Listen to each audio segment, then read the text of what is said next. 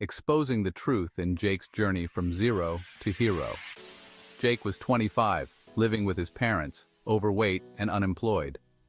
One morning, he looked in the mirror and didn't like what he saw, but the cravings for comfort food were strong. Sound familiar? Jake decided enough was enough. He started small, just a walk around the block. Each step felt like climbing a mountain, but he kept going.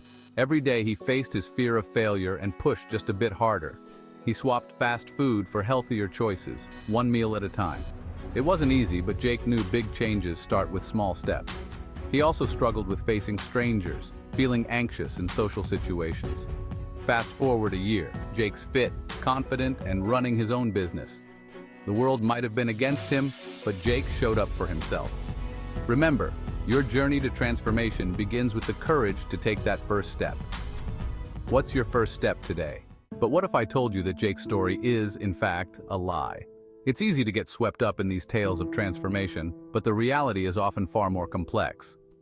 The truth is, not every journey ends in success, and sometimes, despite our best efforts, we face setbacks that seem insurmountable. You see, we live in a world where instant gratification is the norm, and the expectation to succeed quickly can lead to disillusionment.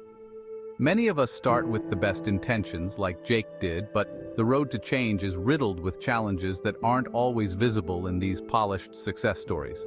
Statistics show that a significant percentage of people revert to old habits after initial progress. It's not because they lack willpower or courage, but because life is unpredictable and often harsh. The reality is, we're all doomed to face obstacles that test our resolve. So what does this mean for you? It means understanding that the path to improvement isn't a straight line. It's filled with ups and downs, and sometimes those downs can feel like the end of the world. But acknowledging this truth can empower you to be kinder to yourself, to understand that setbacks are a part of the journey, not the end of it. Remember, it's okay to struggle, and it's okay to feel like giving up.